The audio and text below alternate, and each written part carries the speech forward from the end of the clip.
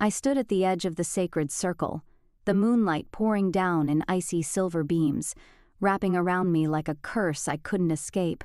My heart thundered beneath the ceremonial dress I was forced to wear, white silk, bare shoulders, and a blood-red sash tied around my waist like a noose. The air reeked of war, old grudges, and the scent of the one man I had vowed never to bow to. Alpha Kade Blackthorn, the enemy, the butcher of my people, the alpha whose warriors left my brother's body broken in the mud, stripped of life and dignity, and now, by the decree of the moon goddess herself, I was to be mated to him. Fated. That damn word was a noose all its own. I clenched my fists at my sides, my claws threatening to pierce through the skin of my palms. The moon was at its zenith, full and glowing with ancient power, and the pack gathered in utter silence. My father stood to my right, face carved in stone, jaw locked in disapproval. He hadn't spoken to me since the announcement. None of this was a choice. The moon goddess had spoken. The oracle's vision was confirmed. Cade and I, opposites, enemies, soul-deep rivals, were true mates. And this was the mating ceremony. He emerged from the woods like a shadow cloaked in power. Tall, broad-shouldered, wrapped in a deep black cloak lined with wolf fur. His presence made the trees still, the wind pause, as if nature itself feared him. Cade's dark eyes burned like onyx fire beneath the night sky. Cold, emotionless. And yet, when they landed on me, I swore I felt the earth shift beneath my feet. I didn't move.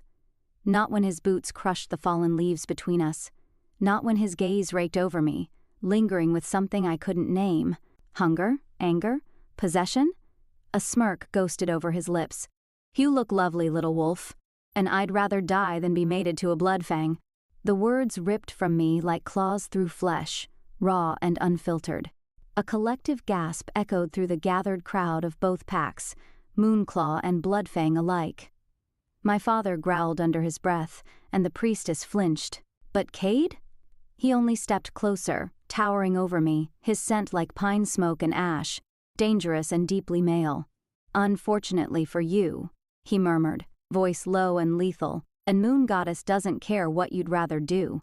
He raised a hand. For one wild moment, I thought he might strike me. Instead, his fingers brushed my jaw. Heat exploded under my skin like wildfire, and the bond, the cursed mate bond, tightened around my soul like a snare. I bit down a whimper as my wolf stirred restlessly within me. It wanted him, no. I hated him.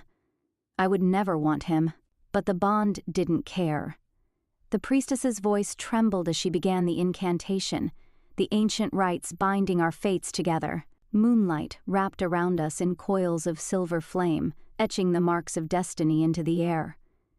"Hans, you are bonded by the goddess," she intoned, not by choice, but by fate. Cade didn't break eye contact as she recited the vows. I spoke them through clenched teeth. Each word felt like betrayal, each breath, a surrender. When it was done, he leaned in, his lips brushing just over the curve of my ear. "Welcome to hell, mate." We rode in silence. The cold carriage rattled along the dirt road that carved through the mountains separating our territories. 2 warriors on horseback rode behind, while inside, I kept my eyes fixed on the moon through the small window. I refused to look at him, but I felt him. Every damn second. The bond buzzed between us, raw and alive, threading through my spine, twisting under my skin. My wolf was restless, pacing inside me, confused and angry. It wanted to nuzzle closer, to breathe him in, but I wanted to tear out his throat. "On, you can stop glaring at the moon like it personally betrayed you," Cade said casually, leaning back in his seat, one arm thrown over the side as if this whole thing amused him. "Don't flatter yourself," I snapped. "And I was glaring at your reflection in the glass." He chuckled, low and rich. "You've got a sharp tongue, Luna. We'll see how long that lasts once you're living under my roof." "Sunt, you mean in your cage?" "Might call it what you want." "You're mine now.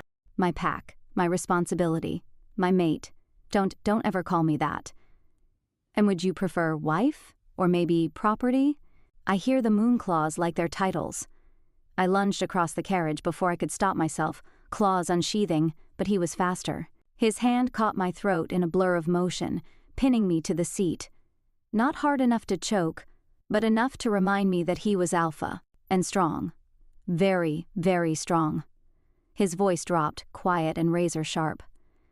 I don't care how much you hate me, Luna.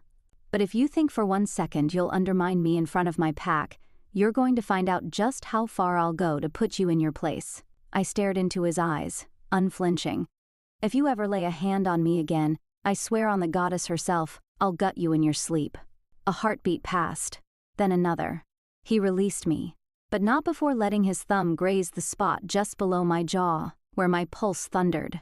His smirk returned. I look forward to it. The Bloodfang Pack territory was darker than I remembered, not because it was night, but because the energy of the land felt tainted. As the carriage creaked across the ancient stone bridge marking the border, I felt it. A shift in the atmosphere, a pressure in the air that pressed down on my chest like invisible hands. This land wasn't dead. It was watching. Thick woods flanked either side of the road, but unlike Moonclaw's forest, which whispered with the peace of centuries-old oaks and gentle magic, Bloodfang's woods whispered with hunger. The trees leaned in, their branches skeletal against the moonlight, as if they too wanted to catch a glimpse of the enemy bride arriving in chains. I refused to let them see me afraid. The carriage wheels ground to a halt in front of a massive wrought iron gate, twisted into the shape of snarling wolves. A sigil I knew too well, the crest of the Bloodfang Alpha. Cade opened the door before the guards could move. Of course he did. Alpha or not, he couldn't stand anyone doing what he could do himself. He stepped out first, tall and regal, in a way that made me grit my teeth. His black coat billowed behind him like a shadow-given form. He turned, extended his hand to help me out. I stared at it. Then I stepped down on my own, ignoring the flare of amusement in his eyes. I forgot how welcoming your territory is, I muttered, looking around the stone courtyard flanked by torchlight and wolf statues. So charming. I especially love the ominous gargoyle wolves. Very subtle. His lips twitched. Point, they're not gargoyles. They're ancestors. I raised an eyebrow. Is that supposed to make me feel better? He didn't answer. A line of pack members had gathered in silence. Warriors, enforcers, betas, elders. Their expressions ranged from suspicious to outright hostile. Some women crossed their arms, eyes cold and assessing. Men stood stiff and unsmiling, jaws clenched, postures guarded. They didn't want me here. Not as Luna, not as their alpha's mate, and definitely not as a Moonclaw. Good. I didn't want to be here either. Welcome home, Cade said, voice smooth, just loud enough for the others to hear. I shot him a venomous look, but he didn't flinch. A man stepped forward from the line, tall, lean, with sandy blonde hair and calculating gray eyes. His beta. Pronan, Cade introduced, semi-my second. Ronan didn't offer a hand. So, this is the she-wolf we're supposed to trust. And this is the idiot who still thinks he gets to question me in public, Cade said without looking at him. Ronan's mouth snapped shut. But the message in his eyes was clear. This isn't over. I liked him already. Cade placed a hand on the small of my back, guiding me forward through the stone archway and into the heart of the fortress that was the Bloodfang Pack house. It was enormous. A castle, really. Dark stone walls climbed high above us, ivy creeping through the cracks. Torches flickered on the walls, casting golden light across worn wood and silver detailing. Everything here felt cold, not in temperature, but in memory. The entrance hall was lined with thick rugs made from wolf fur, real wolf fur. A chill ran down my spine. And are these? Teen Trogs, Cade said coolly. Killed during the uprising last winter. Right, very welcoming. He led me down a long corridor, our footsteps echoing. The weight of the pack's disapproval seemed to follow us like a ghost. I could feel the eyes, the whispers already beginning behind closed doors. He opened a set of double doors and stepped aside. I peered into the room, lavish. High ceilings, a roaring fireplace, a massive bed framed in dark mahogany, velvet curtains the color of dried blood. A balcony opened to the night sky. It was beautiful in a cold, brutal way. She'll sleep here, Cade said. I turned to him. And where will you be? His gaze was unreadable. That depends on you. My jaw clenched. I want separate quarters. A long pause. Then, fine. I'll have one prepared across the hall. But don't expect privacy. Until the mating bond completes, your wolf is vulnerable. Mine will stay close. I hated that he was right. The bond wasn't fully sealed, not until we marked each other. Until then, it pulsed between us like a tether, hot and alive, but unfinished, unstable. A half-mated pair was dangerous, vulnerable, a target. Still, said I don't need your protection. No, he agreed, but the bond does.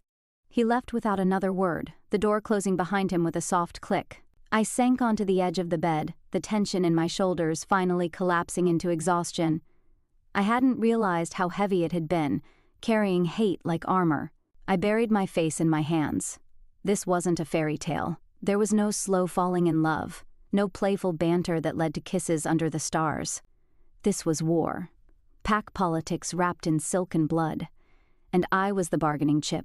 That night, I dreamed of fire, of claws sinking into flesh, my brother's scream echoing across the battlefield, blood soaking the snow. I turned and saw Cade standing over his body, eyes glowing red, but when I lunged, he opened his arms, and I ran straight into them. I woke up drenched in sweat, my breath ragged. The bond pulsed in my chest. He was nearby, awake, watching. I threw off the covers and crossed the room, yanking the balcony doors open.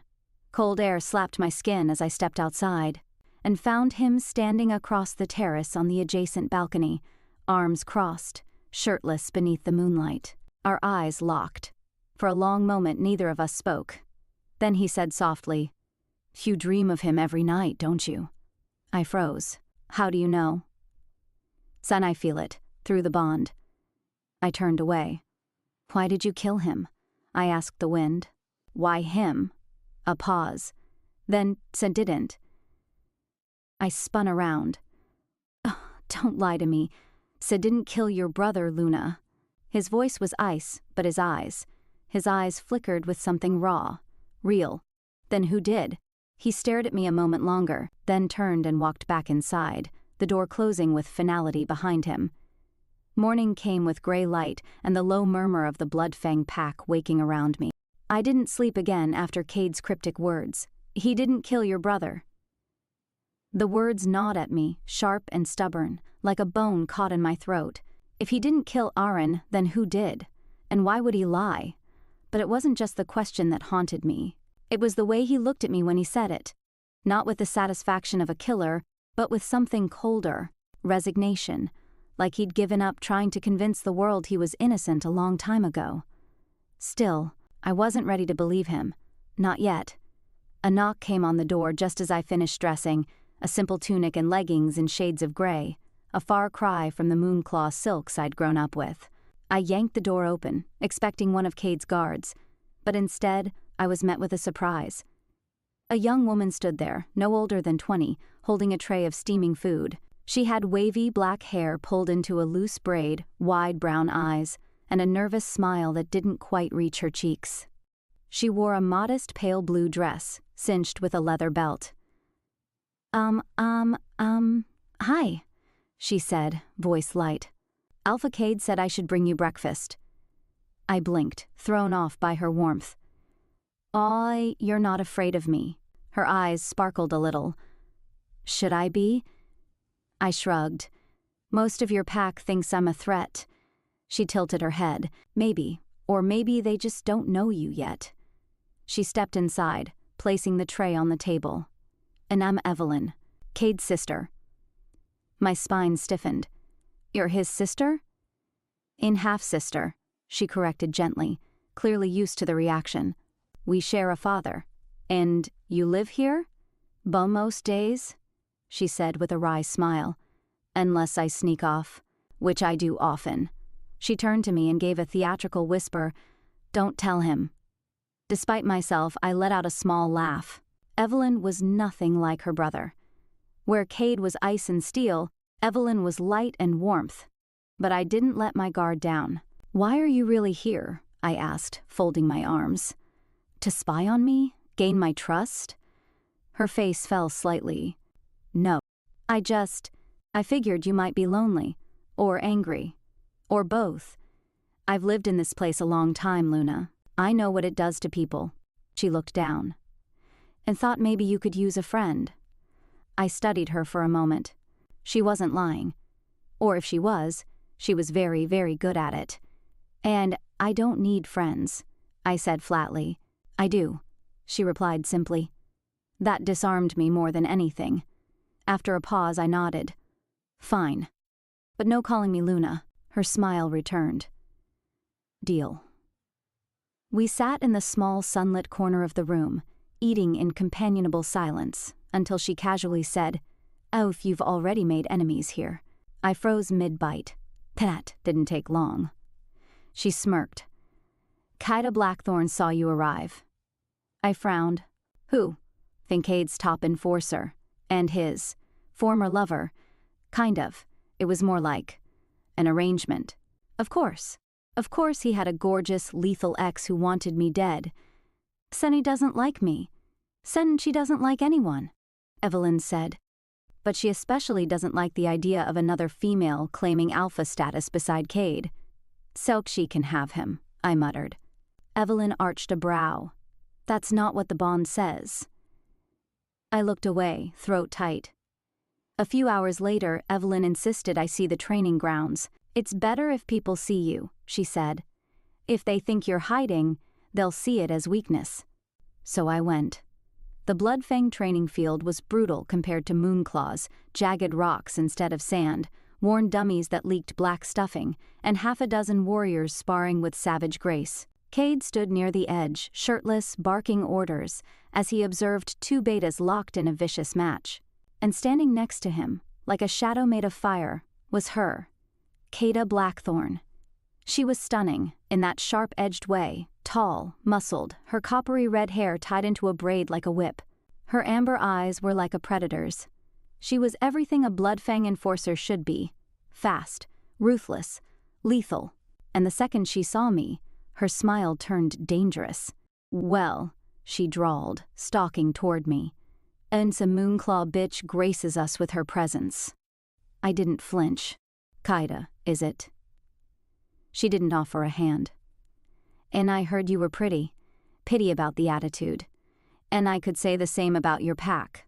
Kade's eyes gleamed. "Let's see if you fight as well as you talk." Before I could answer, she lunged. The attack was sudden, but not unexpected. I moved on instinct, sidestepping and spinning into a defensive stance. The training yard fell silent as the clash began. She was strong, faster than any wolf I'd fought outside my own pack. Her strikes were calculated, brutal, but I wasn't weak. I met her blow for blow. Our wolves snarled inside us as we circled each other, claws half-shifted, breath ragged. I landed a solid hit to her ribs. She clipped my jaw with an elbow. The watching warriors murmured. Cade stepped forward, muscles tense. "Enough!" Kade bared her teeth, blood at the corner of her mouth. "She needs to learn her place. And know my place," I snapped. "It's not beneath you." And before anyone could stop me, I moved, grabbed her arm, twisted, and sent her sprawling into the dirt with a thud that echoed across the yard. Gasps. Even Cade looked stunned. Kade blinked up at me, fury burning. I leaned down just enough for her to hear me whisper, "Next time, I won't be so gentle." I turned and walked away, heart pounding, ignoring the buzz in the air. I could feel Cade's gaze like heat on my back. Later that night, I was summoned to his study. The room was dim, lined with ancient books and thick rugs. He stood by the fire, sipping a glass of dark wine, his bare forearms covered in black runes that marked his lineage. "You challenged one of my top warriors," he said without turning. "She challenged me. Saying you humiliated her. She humiliated herself." Silence. Then he turned to face me. His eyes burned like twin embers. "You surprised me today. Good." He stalked closer. "You're not what I expected. And neither are you." We stood close. Too close. The bond between us thrummed, restless and raw. Then he reached out, brushing a thumb along the faint bruise on my jaw from Kade's hit. His touch sent fire through my skin. He could have lost. And I didn't. He let out a low, almost amused exhale. Dangerous little wolf. And then he stepped back, too soon, and turned away. "I'm calling a formal gathering," he said. "Tomorrow. The pack needs to see us, together. They need to understand the alliance is real." I clenched my fists. A show. In a necessity. He looked back at me, and something darker glinted in his gaze. "And if we're going to survive this bond, Luna, we'd better start acting like we're more than enemies." His words echoed long after I left his study, not just because they were true, but because deep down, a part of me, my wolf, was already starting to believe him. The Bloodfang Pack's great hall was nothing like Moonclaw's moon temple. It was brutalist in structure, dark stone, exposed timber beams, torches that hissed with living flame, and a massive carved obsidian throne sitting atop a dais at the far end. There were no silks, no incense, no golden statues of the moon goddess. This was a room built for war, not worship. And tonight, it was packed with wolves. Dozens upon dozens filled the chamber. Warriors in black leather and steel, elders with tattoos crawling down their necks, even pups clinging to the legs of their mothers. I felt every eye on me, every heartbeat, every thought that hissed enemy, outsider, threat. But I didn't flinch. I stood beside Cade at the front, dressed in a deep crimson gown Evelyn had found for me, one of her mother's old ceremonial pieces. It had long, bell-shaped sleeves, a high neckline, and leather detailing that made it feel more like armor than silk. My hair was down, wild, untamed. Let them see who I really was. Let them feel me. Beside me, Cade looked every inch the war alpha, black tunic, dark slacks, silver wolf head pendant around his throat, and his arms bare, revealing the full extent of his bloodfang tattoos. He was a commanding figure, beautiful in a terrifying way, and tonight we would play the part of mates. The hall fell silent as he stepped forward. My pack," he said, voice deep and calm, but edged with something dangerous. "You know me. You know what I've bled for, what I've built. You know that Bloodfang bends to no one." A chorus of growls and snarls of agreement answered him. He glanced at me briefly, then stepped aside and gestured for me to join him at the center of the dais. "But tonight," he continued, "Sam and I stand beside a wolf not of our blood, one raised by our greatest enemies, a Moonclaw." A few wolves spat on the floor. A low growl rippled through the crowd. I met it head on. "But," Cade said, lifting a hand, "she is also my mate, and she comes under the protection of our bond." Gasps, shouts, and the scent of disbelief filled the air like smoke. "And if anyone here thinks they can challenge that bond," Cade added, his voice going cold, "then they are welcome to try." He didn't need to raise his voice. The threat in it was enough. Still, it came. Of course it did. "A challenge," came a voice, sharp and feminine. Kade stepped forward, her copper braid gleaming under the firelight.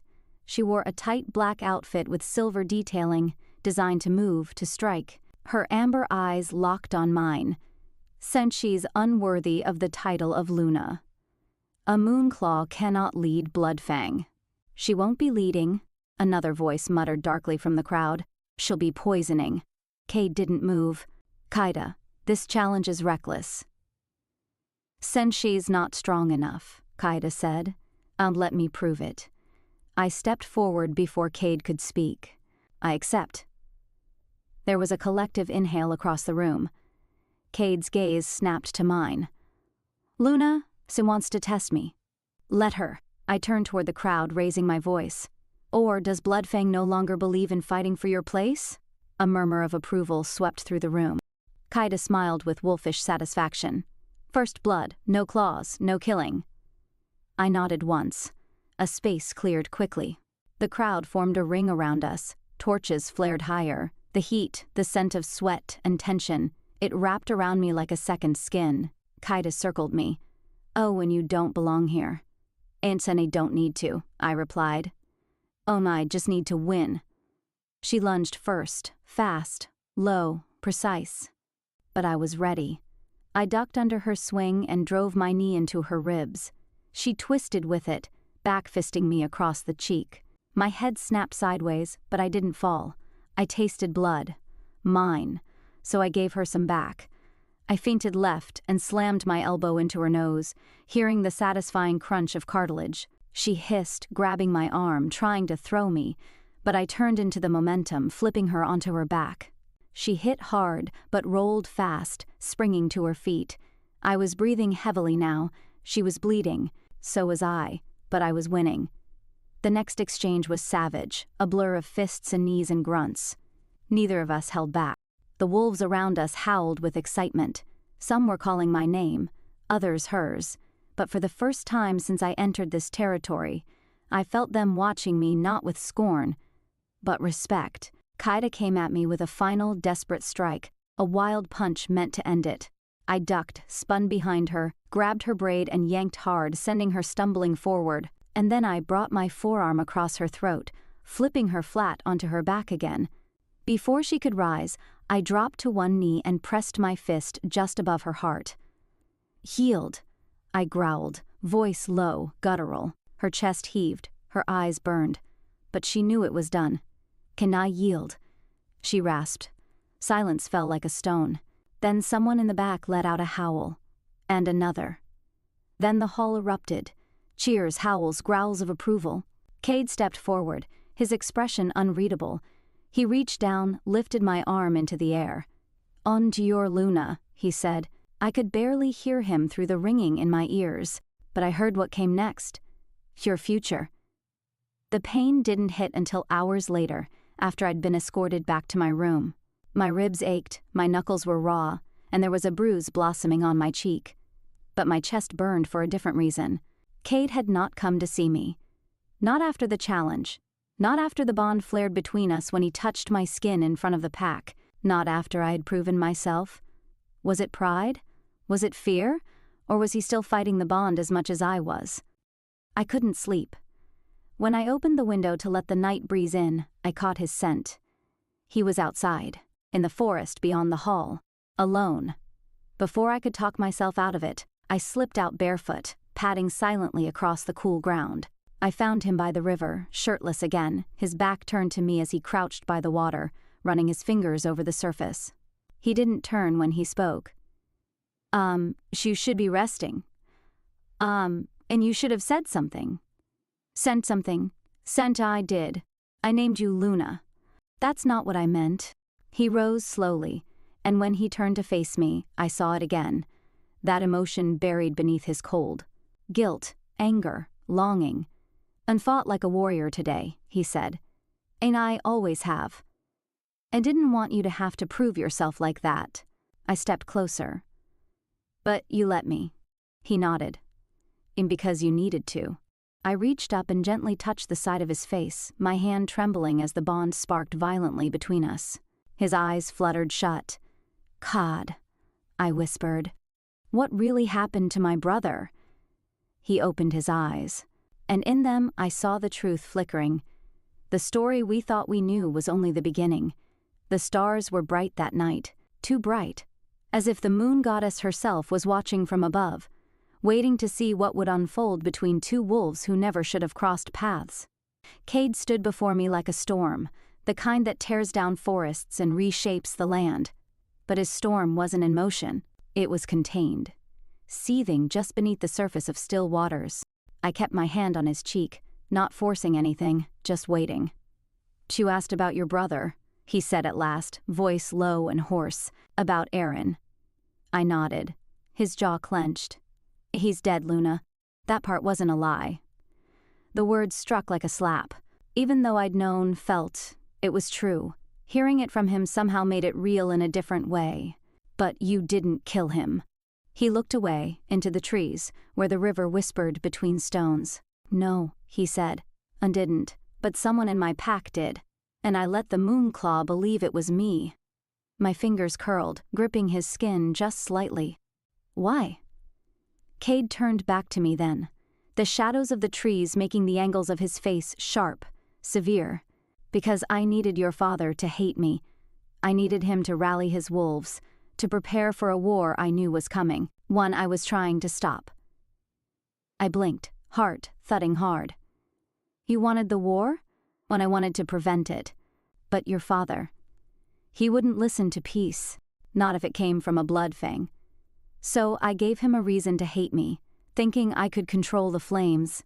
His voice broke slightly at the end. Not weakness, just truth. But Aaron, he continued, swallowing hard, he came to us that night, alone. Want to negotiate. He believed in peace, like you. My throat closed. We met in the woods, neutral ground. He brought a small contingent, so did I. We started talking. But someone in my ranks, someone I trusted, acted on old blood feud instincts. He didn't say the name, but I saw it in his eyes. Pain, regret, fury. And they struck him from behind, he said, before I could stop them. I pulled my hand away. And you lied about it, I whispered. You let me believe everyone believed that you killed him. Cade didn't try to defend himself. He stood there, chest bare, tattoos rising and falling with his breath, hands at his sides. I couldn't fix what was broken, but I could protect the truth. I feared that if the full story came out, both our packs would tear each other apart looking for vengeance. Aaron died trying to make peace. The least I could do was stop his death from being the match that lit the forest ablaze. You let me hate you, I said, voice shaking, and you let me carry that rage for years. He finally stepped closer. I deserved your hatred, Luna. I didn't protect him. I wasn't fast enough. I wasn't strong enough. I wanted to scream at him, wanted to claw at his chest, strike him, tear that stoic mask from his face. But what shattered me most was that he didn't try to stop me. Instead, I pressed my forehead against his and whispered, "You're a fool." He let out a quiet breath. I've been called worse. Then, without thinking, I kissed him. It wasn't gentle. It wasn't slow. It was a collision of grief and fire, of betrayal and need. His hands came to my waist, gripping tight, lifting me off the ground as my fingers threaded through his hair. We stumbled back against a tree, bark scraping my bare shoulder through the thin fabric of my dress. The bond between us roared. My wolf surged forward inside me, clawing at the cage I'd kept her in since the moment I crossed into enemy territory. His mouth moved down my throat, over the bruises from the fight, teeth grazing the tender skin. You smell like battle, he rasped. I am battle, I breathed. And then our lips met again, deeper, more desperate. His hands slid beneath my dress, rough palms grazing the soft skin of my thighs. My breath caught. But then, a howl split the air, urgent, feral, not one of passion but alarm. Cade froze. Another howl answered, then another, and another, all from different directions. He pulled back instantly, all alpha now, sharp, focused, cold. We're under attack. My heart flipped. Moonclaw? Oh no, he said, eyes narrowing as he scented the air. Something else. We turned as one toward the distant glow on the horizon. Fire. Coming from the east. Cade growled deep in his chest. Get back to the stronghold, and I'm not leaving you. He shot me a look that could have melted steel. That wasn't a request. I reached into his belt, yanked out one of the short daggers strapped to his hip, and held it in front of me. If you think I'm running, then you don't know your Luna. His jaw twitched, and then he gave a short nod. Stay close. And with that, we ran toward the flames, toward the night that would change everything. The scent of smoke sliced through the trees like a blade. It was acrid, unnatural, laced with something more than just fire, magic, old and foul. Cade and I ran side by side, our feet barely touching the earth as we moved. My wolf was awake now, fur bristling beneath my skin, senses sharpened like steel. I could feel her clawing at my bones, eager to surface, eager to fight. The glow of flames illuminated the treetops ahead. Shadows moved beyond the firelight, dark forms that didn't move like wolves, too fast, too tall, not shifters. What are they? I asked breathlessly, as we reached the ridge above the eastern border. From here we could see everything. The Bloodfang border wall was breached. Fire licked up the trunks of ancient trees, and beyond the ring of flame, figures surged forward, humanoid, but wrong. Their skin was gray and cracked like dried clay. Their eyes burned with eerie green light. And when they opened their mouths, the sound that came out was not a growl or a roar, but a shriek. High, piercing, feral, shadowborn, Cade hissed, fists clenched at his sides. I frowned. I never heard of them. You wouldn't have. They were hunted into near extinction before our generation. Dark magic given flesh. Weapons created during the last war between packs and witches. They only exist to kill. And now they're back. Cade growled, and someone unleashed them. Below us, his wolves were pouring out of the stronghold, forming defensive lines. A few already engaged the shadowborn at the front, claws and fangs flashing. I need to join them, he said, starting forward. I'm coming with you. He turned, eyes hard. No. Stay at the ridge, signal if any breach the tree line. And not some beta's daughter to be left behind, I snarled. I was trained to kill before I turned 13, you know that. Cade stared at me, frustration and concern warring behind his eyes. If anything happens to you, and then you'll avenge me, I cut in. But right now, I'm more useful with a blade than I am on a hill. There was a beat of silence between us. And then, he tossed me a second dagger from his belt. Don't get yourself killed, he muttered, already shifting. His wolf erupted from his body in a violent surge of muscle and bone, dark and massive, with a silver streak running down his spine like lightning. His growl was a battle cry. I let go, shifting fast, bones snapping as fur took over my limbs.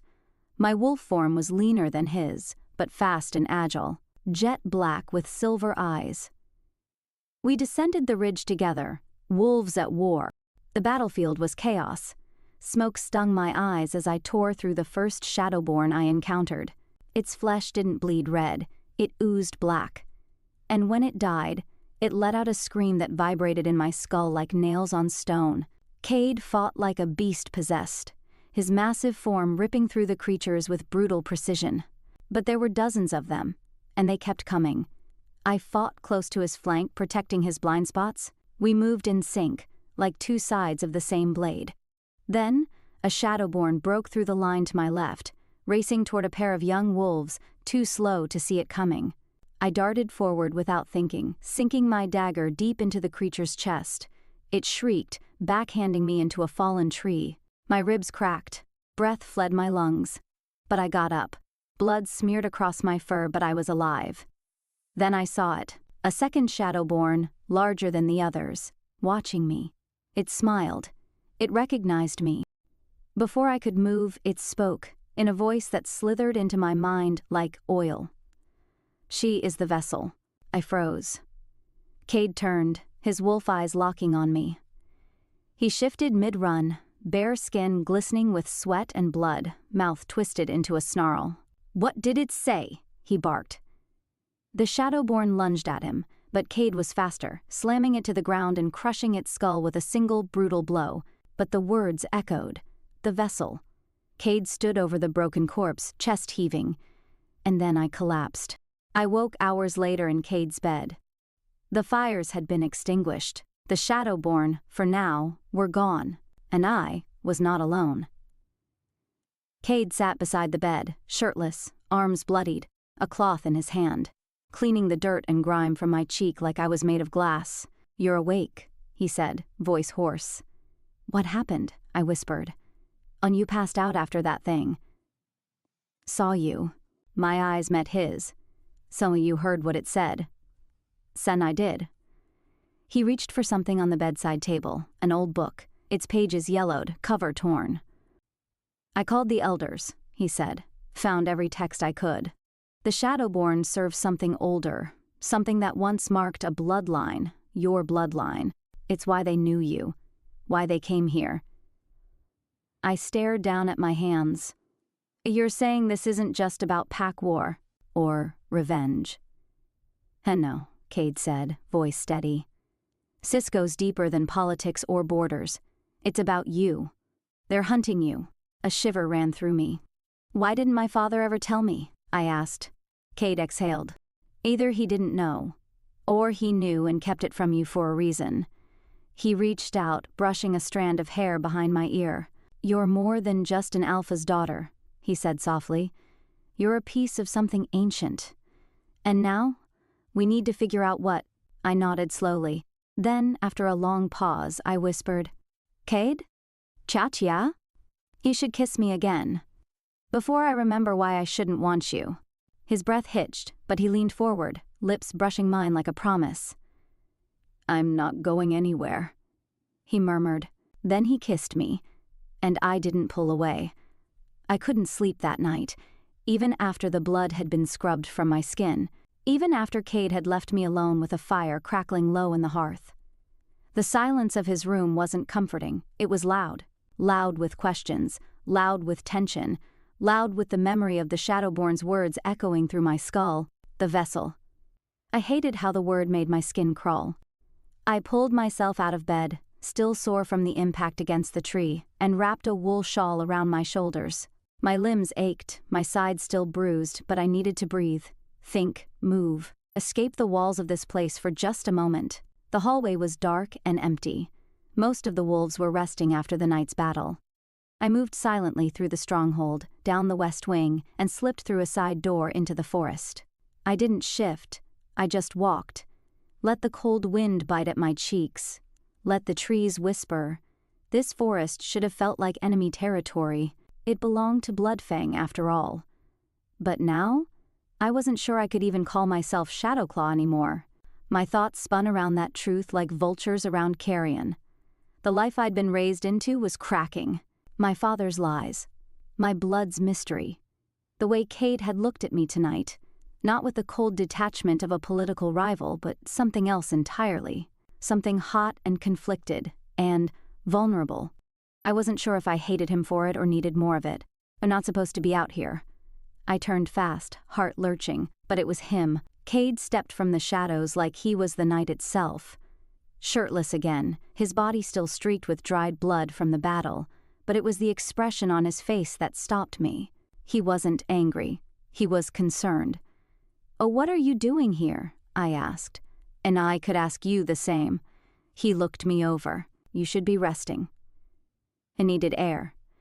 And I needed answers. He took a step closer. I didn't move. Luna, he said quietly, tell me everything you know about your father's war plans. About Shadowclaw's ties to magic. Anything. Even rumors. I exhaled. So you think this is about Shadowclaw unleashing the shadowborn? Son, I don't think anything yet, he said, eyes hard. But I know your father kept secrets. I know he made a pact with a witch who vanished 5 years ago, and no one's heard from her since. And now these monsters are crossing into my land. There it was, the truce between us teetering on the edge. Oh, do you think I made a pact with them? I snapped. But I summoned creatures to murder your wolves? No, Cade said, his voice low and certain. But I think you're the key to why they're coming now. And I'm not willing to risk my entire pack just to spare your feelings. I stepped into his space. And then stop pretending this is just politics between packs. You want me to talk? Then tell me the real reason you're afraid. His jaw flexed. Oh, you kissed me, I said, softer now. You want me, and you don't know what to do with that. Something sharp flashed in his eyes. Hunger, denial, and something else, desperation. You're right, he said hoarsely. And do want you. And that terrifies me. Before I could reply, he was in front of me, too close. The tension cracked. Cade crushed his mouth to mine with a brutal kind of hunger. It wasn't soft or delicate. It was raw and demanding, his hand gripping the back of my neck like he couldn't decide whether to pull me closer or push me away. And God help me, I kissed him back. All the fury, all the fear, all the heat we'd been ignoring since the moment we met, it exploded between us.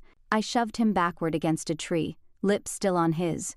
Our bodies colliding in a mess of heat and desperation. My hands found his shoulders. His fingers slid under my shawl, gripping my waist, searing hot where skin met skin. But just before we went too far, he broke the kiss. Breathless, eyes wild. "We can't," he rasped. "Not yet," I blinked, chest heaving. Hi. And because if I take you now, you're mine. There's no going back. And right now, we need answers more than we need each other. I swallowed hard. Every nerve in my body screamed at me to ignore him, to forget the war and the blood and just feel, but I knew he was right. He stepped back slowly, the space between us suddenly too cold. Come with me, he said, voice steadier now. There's something I haven't shown anyone else, something I found weeks ago. A buried chamber near the southern ridge, full of bones, ritual markings, and a stone etched with your name. My blood ran cold. Fae name? T4 name Luna. I nodded once, fists clenched. Then take me there, I said. And let's find out why the hell they think I'm the key to all of this. The moon was high when Cade led me into the woods, our steps silent beneath the trees. I could hear the crunch of frost on the ground beneath our boots, the wind rustling like whispers through the branches overhead. We weren't far from the main Bloodfang territory, but the trees grew denser here, more tangled. The scent of old magic hung thick in the air, wild, heavy, and strange. Cade hadn't said much since we left the edge of the stronghold. He walked ahead of me, muscles taut beneath his shirt, jaw clenched like he was preparing for battle. I kept my distance, the last kiss still burning on my lips like a brand. The forest sloped downward, and soon we came upon a massive outcrop of stone half swallowed by vines and moss. It didn't look like much, just another boulder, another formation lost to time. Until Cade dropped to one knee and swept aside the moss. Beneath it was something man-made, a stone door, etched in symbols. And at the very center, worn and half-faded, was a name, Luna. My chest tightened. Oh, said no one else saw this? I whispered. Cade stood. Only me. I came here 2 weeks ago after one of our border scouts smelled death near the ridge. We thought it was just a rogue, but the scent led me here. He looked down at the door. In the markings, your name. It was too dangerous to tell the others until I understood more.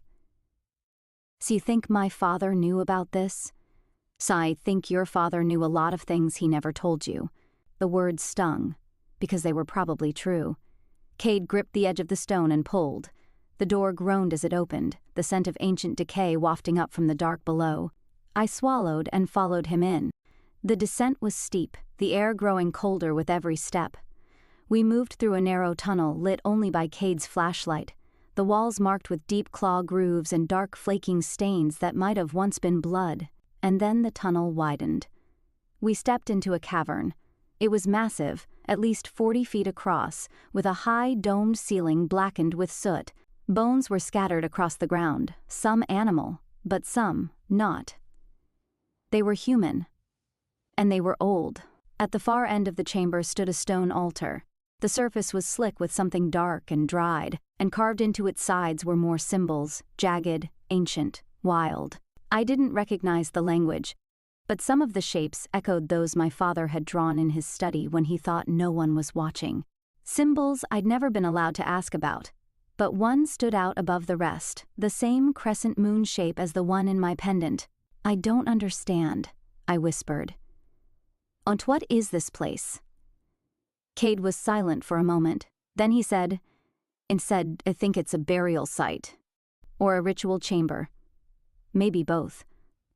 But this wasn't made by ordinary wolves. The magic here. It's corrupted, twisted. And your name?" He turned to face me. "Oh, Luna, someone wanted you to find this." A chill skated down my spine. I didn't even know this existed. "Doesn't matter. You were meant to find it. Meant to awaken whatever the hell this is." I shook my head. "No. That's not possible. I'm not special. I'm not marked. I'm not... You're not normal." Cade interrupted quietly. His words weren't cruel. They weren't mocking. They were honest. And I couldn't argue with him. I didn't feel normal. Not since the night the shadowborn looked me in the eyes and didn't kill me. Not since the alpha of my enemy pack kissed me like I was the only thing tethering him to sanity. I wrapped my arms around myself, heart hammering. "What do we do now?" I asked, staring at the altar. "What if something down here is still waiting?" Cade stepped beside me. close enough that I could feel the heat of his body through the cold air. Then we don't face it alone.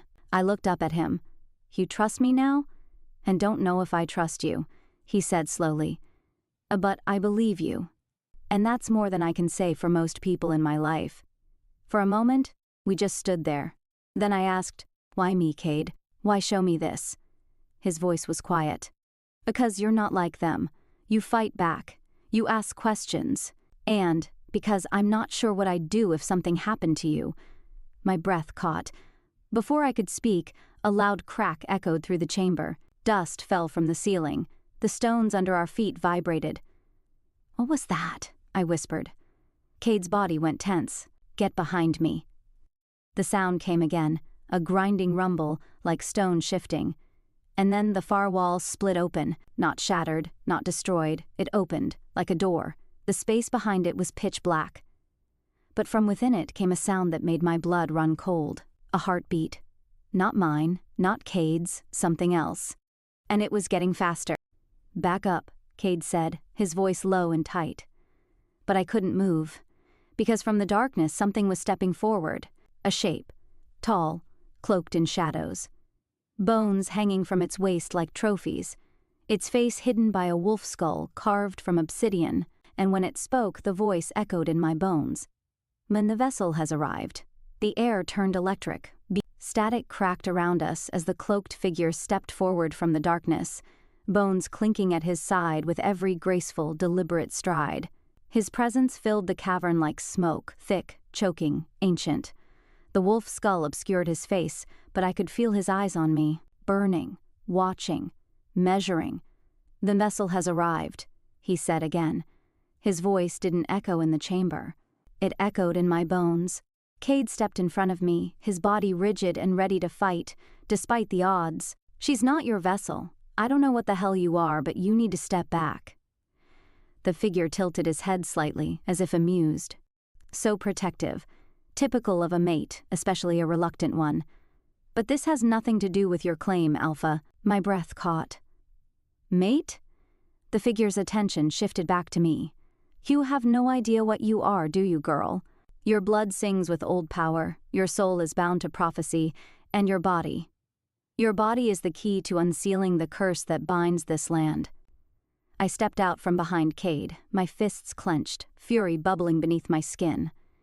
And not a vessel. I'm not a prophecy, I'm not your key, I'm a person, and I decide who I am. The figure let out a low, amused sound that could have been a laugh. You speak like her. Cade growled. Like who? The figure slowly reached up and removed the wolf's skull mask. Beneath it was a man, young but not, ageless. Pale skin, high cheekbones, and eyes that shimmered like molten silver. Not a wolf, not fully, something else, something older. Anne Malric, he said. Anne Warlock of the Black Oath, once advisor to the Crimson Moon Queen, and the last of the Bound 13. Cade stiffened. That's a myth. And it was. Until she arrived. I blinked. What do you mean? Who was the Crimson Moon Queen? Malric's gaze locked onto mine. And a last woman who wielded the same power you now hold, and the last one to be betrayed by both packs. My skin prickled. Oh, you're saying both the Bloodfangs and the Emberclaws betrayed her? Ta worse, he said. They feared her. Because she wasn't born of either pack. She was something more. Like you. And not more, I whispered, but even I didn't believe it anymore. Malric stepped toward the altar, gently placing his hand on its surface. This was where she was sacrificed. Not killed, offered, to keep the darkness at bay. Her blood sealed the rift between the human realm and the old magic, a price for peace. And now the seal is breaking. Behind me, Cade cursed under his breath. What does this have to do with Luna? Everything, Malric said softly. Because you bear her bloodline, or perhaps something stronger. You are what comes next. My heart pounded. Why now? Why me? Because the shadowborn rise again. Their hunger stirs, and the one who betrayed her still lives. Silence filled the chamber like smoke. Cade took a step forward. What do you mean? She died centuries ago. Malric looked directly at him, and for the first time there was pity in his gaze. Not all monsters die when you kill them. Some adapt, hide, change names, and continue their legacy. Cade's voice was barely a whisper. Who is it?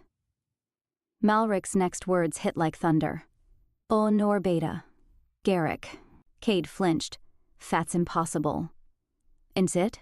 Malric murmured. He was the one who led the rebellion against the Queen. The one who carved the runes on this altar with her blood. He's lived many lives under many names, but the stench of his magic remains. Cade turned away, pacing. I stared at Malric. Why tell us this? Why now? He stepped closer, not threatening, just inevitable. Because the shadowborn will come for you, Luna. You are the crack in the seal. They will feed on you, twist you, consume you. Unless... I raised my chin. Unless what? Sue, awaken your birthright. Embrace what you were born to be.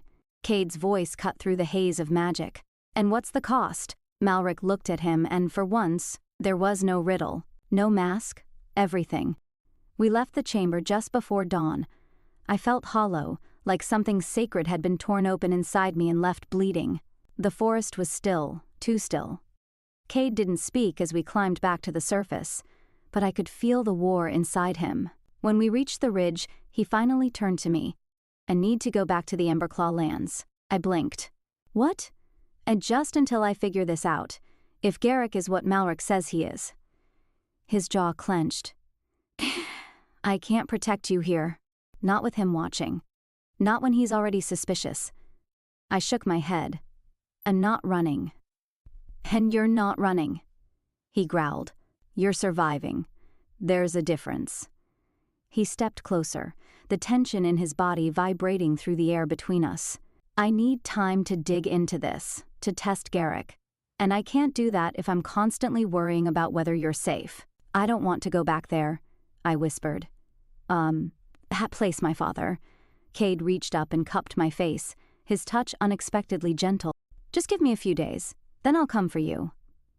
His eyes locked with mine, and when I do, I won't let anyone take you from me again. The air thickened between us, our breaths mingling in the cold.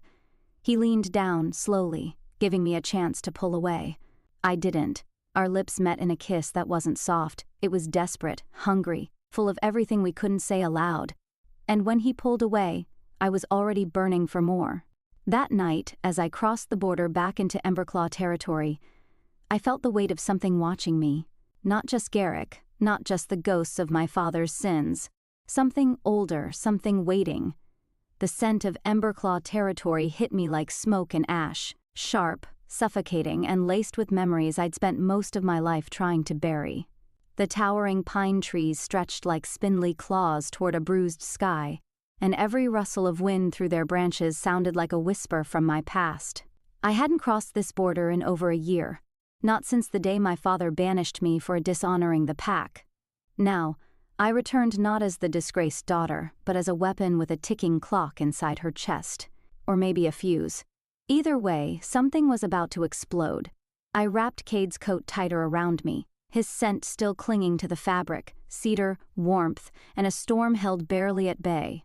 It was the only thing keeping me from turning around and running straight back to him. But I made a promise, and Cade had kept me alive when no one else would. I owed him the time to uncover Garrick's truth. The road to the Emberclaw stronghold hadn't changed. It was still narrow and winding, cutting through dense forest like a scar.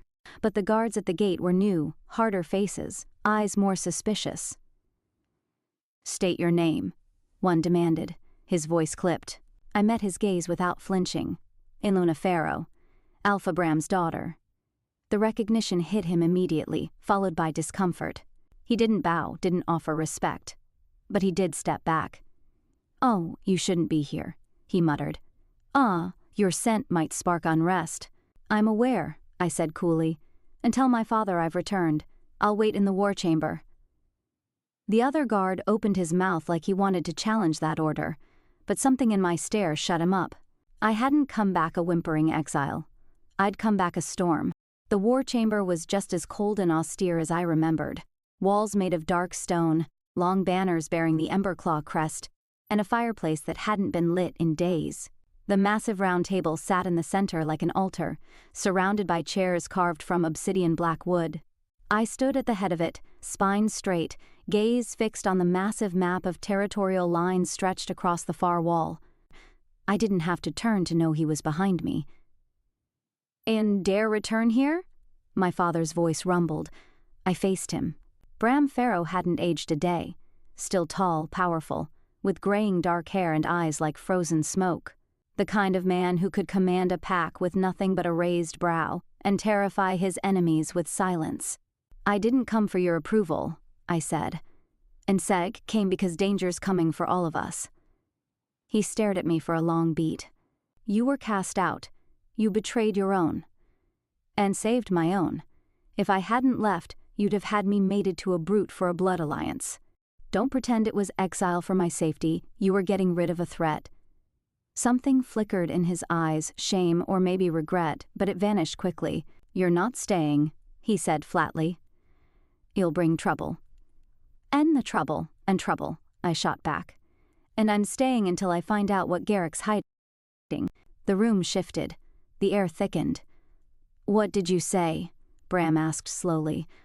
I walked to the table and pulled a folded piece of parchment from Cade's coat pocket, an old rune sketch Malric had given us. This symbol was carved into the altar beneath the Black Hollow ravine.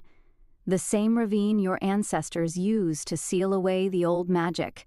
It's a binding rune, very specific, and only one kind of being uses it. Bram didn't move, didn't breathe. "A shadowborn," I whispered, his jaw clenched. "And those creatures were purged generations ago." "And not all of them," I said. "And Cade's beta, Garrick, was the one who led the sacrifice of the Crimson Moon Queen. The warlock confirmed it." Bram took a step toward me. "Oh, trust warlocks now?" I didn't blink. "And trust what I've seen. And Garrick's power isn't fading, it's growing." Bram turned away, pacing toward the window that overlooked the training grounds. "Oh, and don't know what you're playing with. Then tell me," I said, my voice sharp. "Tell me what you won't put in the council records. Tell me why Garrick's name was written on an Emberclaw treaty draft from over a century ago. Why does his name keep appearing in the margins of pack history like a ghost?" He looked at me, and for the first time I saw the fear beneath the steel. "Because Garrick was one of us," Bram said, "before he vanished. Before he came back with a new face and a new allegiance." My blood ran cold. "He was Emberclaw?" Bram nodded once. "One here, raised here, taught in the old ways before we outlawed them. He learned how to drain life from roots, how to draw blood from stone, and when he was caught, he vanished into the Black Hollow." "And you let him live?" I whispered. "We thought he was dead," Bram said. "Until he reappeared 40 years later in Bloodfang lands, with power, influence, and a name that no one remembered." But you did," I said. "Yes," Bram murmured, "and I've watched him rise ever since. But if he is truly what you claim, then the war isn't coming, Luna. It's already here." That night, I couldn't sleep. I stood on the balcony of my childhood room, staring into the darkness beyond the tree line. The moon was thin and high, a silver eye watching silently from above. Then, from the shadows, I felt him. A presence, not magic, worse. A pull. I spun, baring my teeth, but no one was there. And yet the whisper still came, brushing against my mind like silk on skin. "You're awakening, little wolf. Soon, even your mate won't recognize you." I stumbled back, gasping. Not a voice I recognized. Not Cade, not Garrick. Something else. Watching, waiting, claiming. Sleep evaded me like a wolf dodging the snap of a trap. Even as dawn bled pale light across the cold stone walls of my childhood room, I hadn't closed my eyes once. The whisper I'd heard the night before lingered, thick as fog in my mind. It hadn't been a hallucination. It had known me, and it had known Cade. I stood by the window in the same worn leather boots I'd used to climb the cliffside ravine as a reckless teenager. I used to think nothing could scare me, until my own bloodline became a mystery I no longer trusted. There was a knock at the door. Not one of a soldier or servant.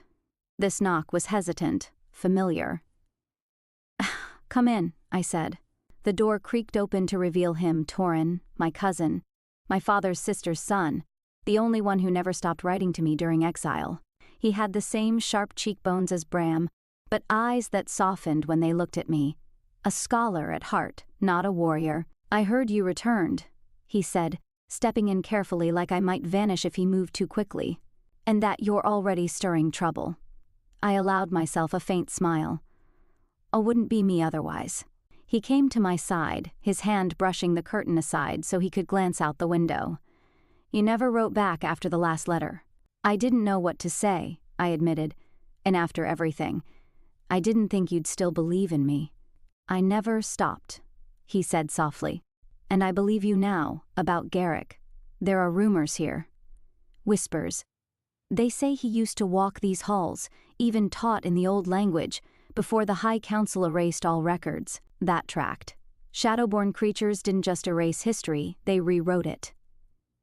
"Can you get me access to the old archives?" I asked. "The ones beneath the library?" Torin hesitated. "Those scrolls are guarded. My father, the archivist, he keeps the door sealed with runes. It's forbidden." "And don't care," I said.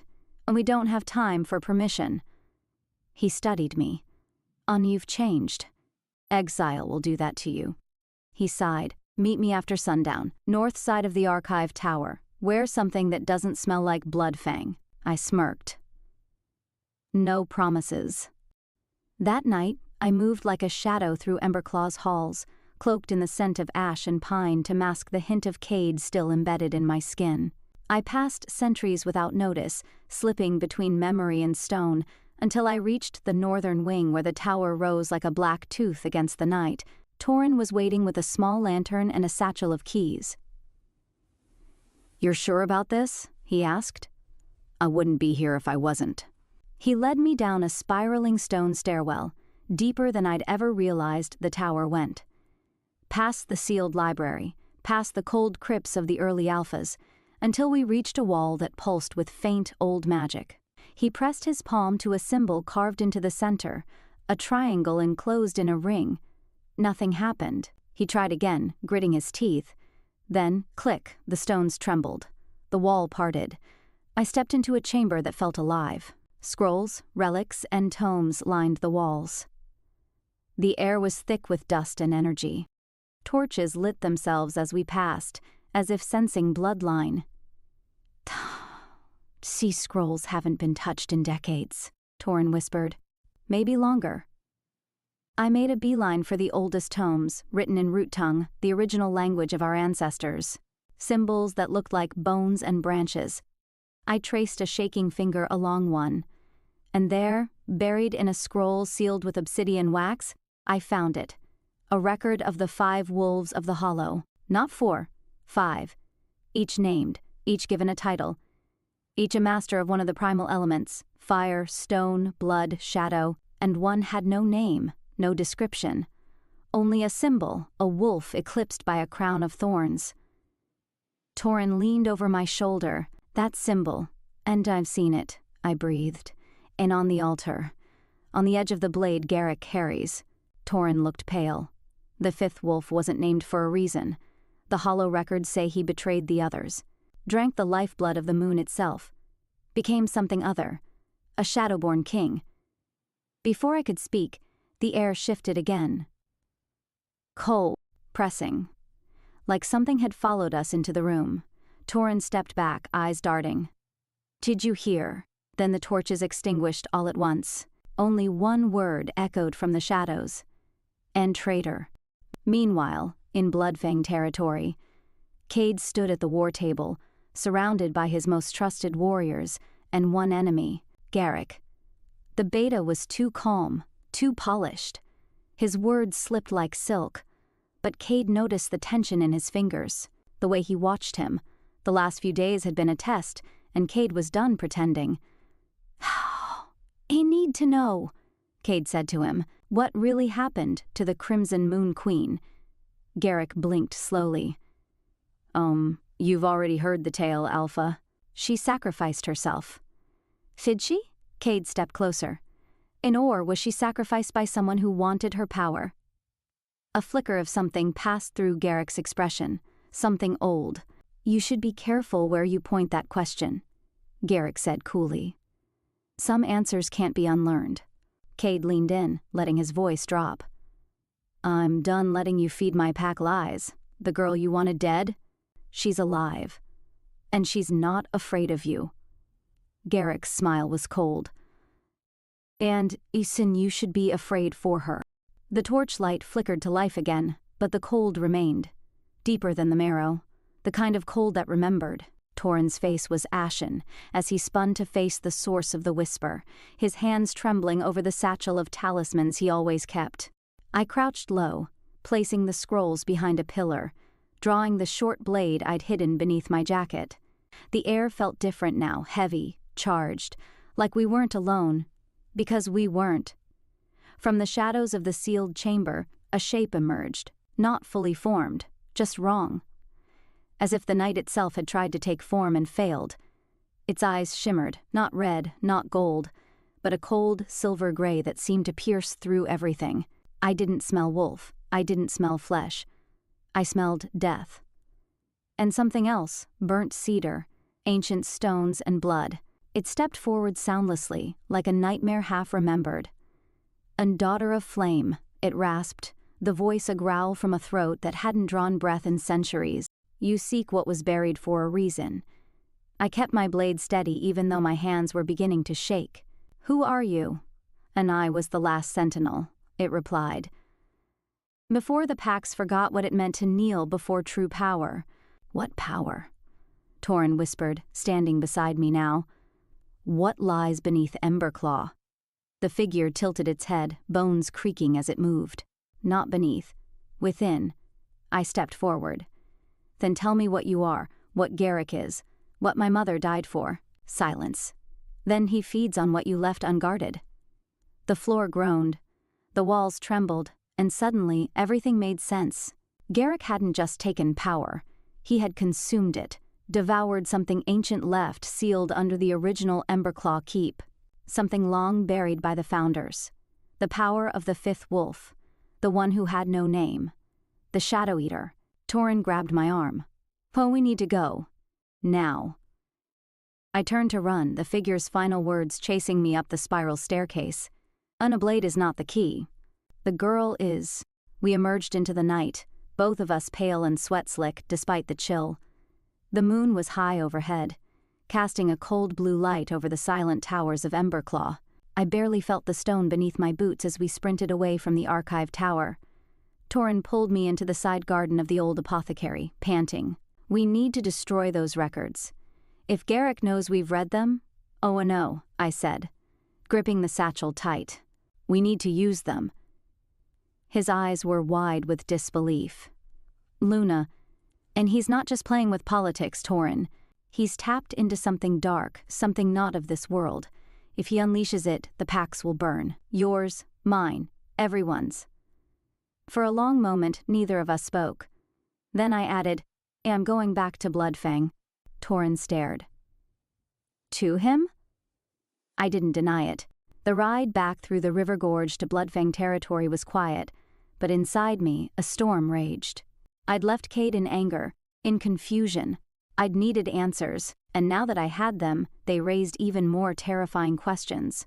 The moment I crossed the scent border, I expected guards to meet me. They didn't.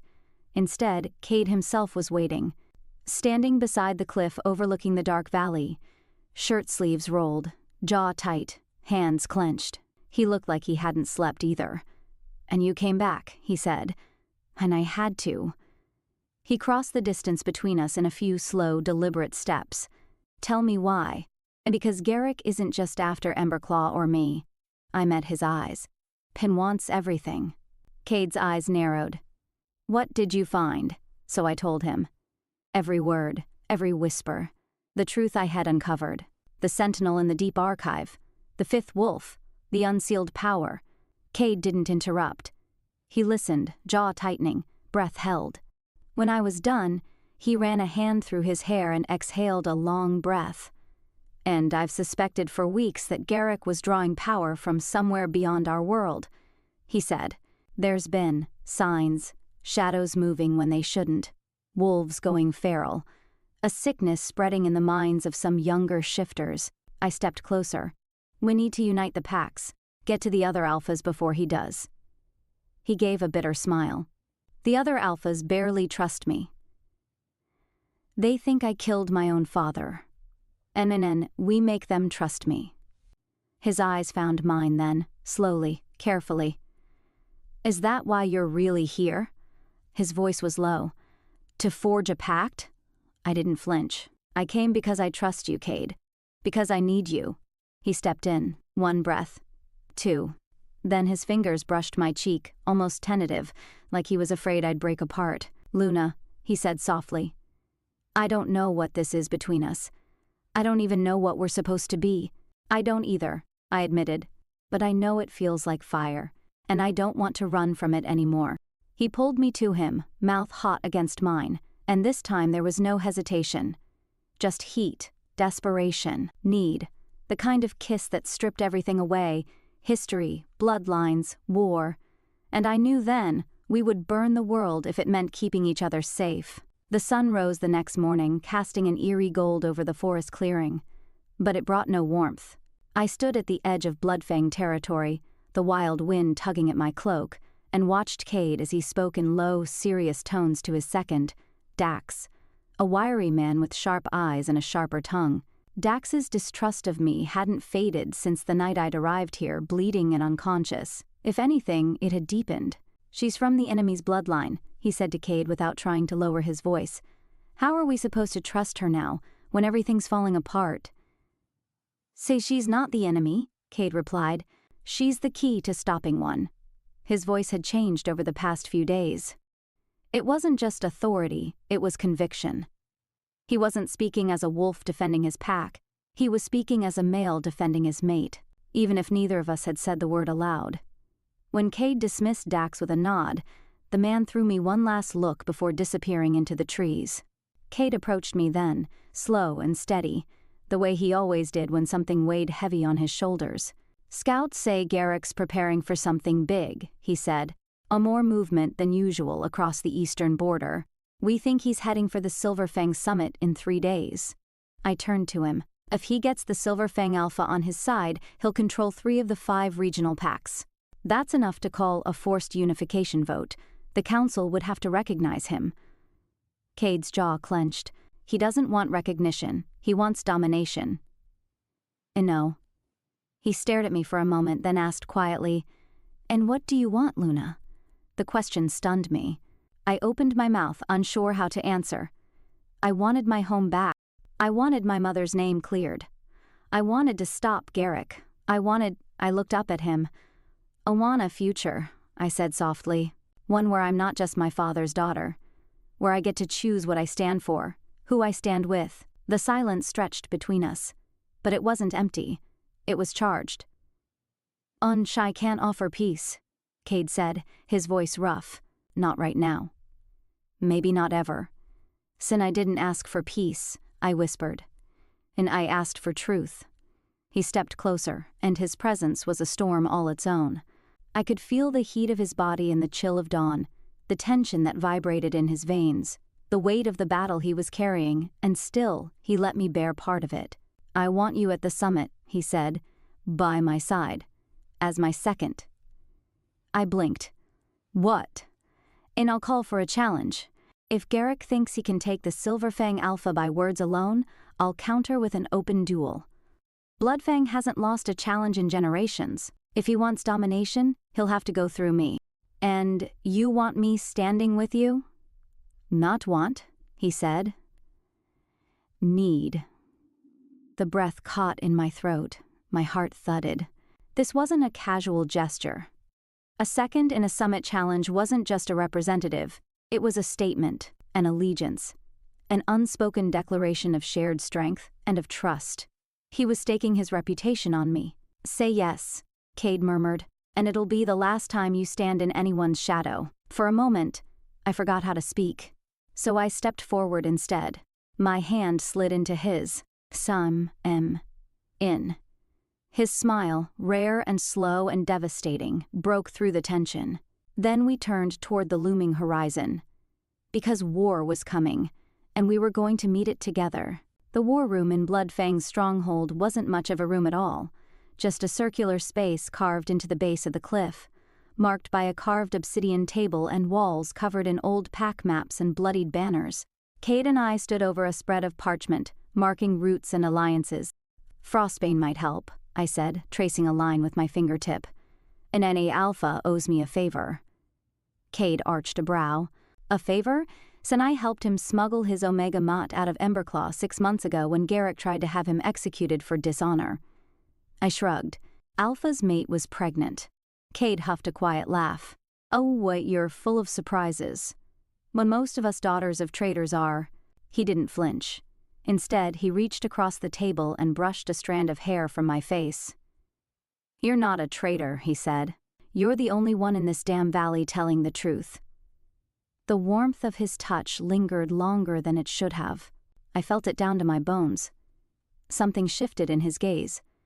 A storm breaking just behind his eyes. "I know what it's like to carry a name that doesn't feel like yours anymore," he said. I looked up at him. "So what do? We make our own name." He stepped closer. I didn't back away. The tension snapped like lightning, fierce, hot, inescapable. His lips crashed into mine and I melted into him, every buried feeling erupting at once. There was nothing polite or soft about it. It was fire and fury. It was desperation and defiance. His hands gripped my hips, drawing me closer. My fingers curled into his hair. I felt his wolf rise in his chest, a low growl vibrating through his body into mine. I didn't fear it. I welcomed it, because mine rose to meet his. The bond wasn't just about mating. It was about choice, about claiming what the world tried to keep apart. We broke the kiss, both panting, eyes wide. His forehead leaned against mine. "We don't have to rush this," he said. But I shook my head. I don't want to wait anymore. And for that one night, we stopped fighting the world and started fighting for each other. The wind howled outside Bloodfang's stronghold like a wounded beast. Inside Cade's private quarters, deep in the heart of the mountain, we stood facing each other, shadows dancing across the stone walls, our breaths misting in the cold air between us. The summit was 2 days away. The war would soon begin. But tonight was just us. Cade's eyes searched mine, fierce and uncertain all at once. His body was coiled with restrained power, his muscles tense beneath the fabric of his shirt. There was always tension with him. He was alpha, after all, but tonight it felt different, more raw, more real. The silence between us stretched taut, as if the universe were holding its breath. Then he spoke, low and quiet. So you don't have to stay." I stepped forward. "To." He didn't move. "If we do this, it's not just a night." I know. No. And it's a bond. It's a vow. "And not afraid of a vow," I said. "I am," he whispered. "And because if I claim you tonight, I won't ever let you go. I'll go to war for you. I'll tear the valley apart if anyone touches you. I'll lose myself in you." "Sen, you won't lose yourself," I murmured, lifting a hand to his cheek. "You'll find yourself. In us." His breath hitched. And then something broke in him. He stepped into me like a wave crashing against the shore, his mouth on mine with sudden devastating heat. I gasped into the kiss, arms circling his neck as his hands gripped my waist, pulling me flush against him. Every part of him was fire and steel and hunger. He groaned into my mouth as if he'd been holding this back for too long. And maybe he had. He kissed me like a man who'd been drowning for years and had just learned how to breathe. Clothes came off slowly, with reverence, as if each piece was another barrier falling between us. My tunic dropped to the floor. His shirt followed. When his fingers brushed over the bare skin of my back, I shivered, not from cold, but from the heat in his touch. His mouth moved to my throat, where my pulse thundered. His teeth grazed the delicate skin, sending a ripple of sensation through me. "You smell like fire," he growled, "like something wild I was always meant to chase. "And you smell like home," I whispered, trembling. He paused, looked at me, and then he picked me up in his arms like I weighed nothing at all. He carried me to the large, fur-covered bed, lit only by the soft glow of firelight. He laid me down with the care of a man handling something precious, but there was nothing careful about the way he came over me. His body was a wall of heat and tension, his chest brushing against mine, every inch of him molded to me like we were two halves of a whole. His lips met mine again, slower now. He kissed me like he had all the time in the world, like every brush of our mouths was a story unfolding. "You're mine," he rasped against my lips. "Yours," I echoed, breathless. His mouth moved lower, trailing down my neck, across my collarbone. He worshipped me with his lips, his hands, his teeth, like I was something sacred. His tongue flicked over a sensitive spot and I gasped, arching into him. And then, he slid inside me, and the world went silent. We moved together, slowly at first, every thrust a confession, every moan a promise. He kissed my shoulder, my throat, my chest, whispering my name like a prayer. I clung to him, nails digging into his back, as the pressure built between us. His wolf rose to the surface, and so did mine. We weren't just bodies meeting in the dark, we were souls claiming each other, mates. His rhythm faltered for just a moment as he buried his face in my neck, breathing me in like it grounded him. And then, he bit down gently at the base of my neck, right where the bond mark would form. The rush of power that surged between us nearly took my breath away. It was like our hearts aligned in that moment. We came undone together, bodies trembling, breath ragged, eyes locked. He didn't move for a long time, just stayed there wrapped around me, his hand in mine, his face buried in my hair. The fire crackled beside us, the wind screamed beyond the mountain walls, but in that bed, we were still, safe, whole. After a while, he pulled back just enough to look at me. His thumb brushed over my cheekbone. "I've never wanted anything the way I want you," he said. I smiled, a little dazed. "Could, because you're stuck with me now." His grin was slow, wolfish, possessive, pud good. We fell asleep tangled together, his hand over my heart, mine pressed against the mark he'd left on my neck. And somewhere in the dark, the bond sealed fully. Two wolves, one heartbeat, one love. The morning after their mating was wrapped in a kind of stillness Luna had never known. Cade's arm draped across her waist, anchoring her to the bed, his breath warm on her shoulder.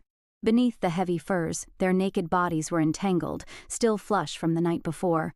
A dull ache thrummed through her limbs, but it was a welcome soreness, a reminder of how fully, how utterly they had claimed each other. Her fingers brushed the fresh mark at the curve of her neck, a bite that had sealed their bond in both body and spirit.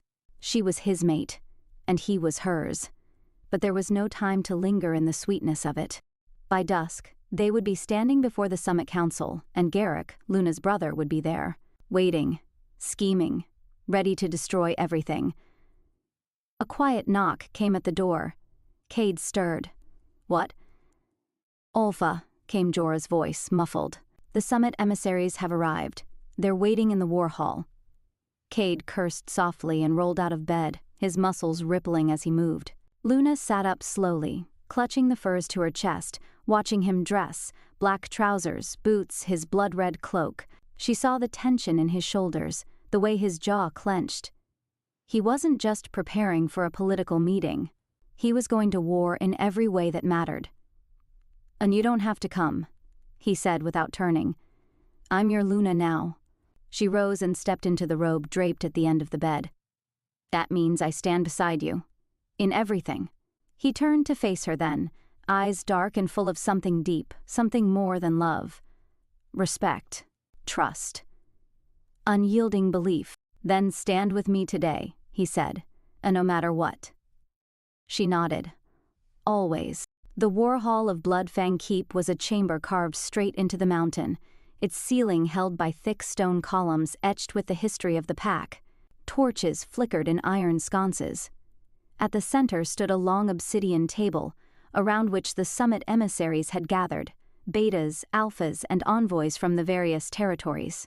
And there, at the far end of the room, wearing Silverfang royal black and silver, stood Garrick. Luna froze the moment she saw him. He hadn't changed, tall, lean, silver-eyed, beautiful in the cold, dangerous way of predators. But the brother she once knew was long gone. His eyes were empty of affection. Only calculation remained. "Luna," he said, as if her name were ash on his tongue. Or should I say, traitor. Cade moved with deadly calm, stepping forward. "Watch your tongue." Garrick's lips curled. "I'm speaking to my sister. Not to you, Alpha." Cade didn't even blink. "She's not your sister anymore. She's mine. By bond, by choice." A hush fell over the room. The declaration was public now. Cade and Luna were fully mated, a political disaster for the Silverfang elders, who had always intended to use Luna as a pawn in their planned alliance with the Hollowshade Pack. Garrick smiled thinly. "Then we have our answer." "And to what question?" asked the council elder presiding over the summit.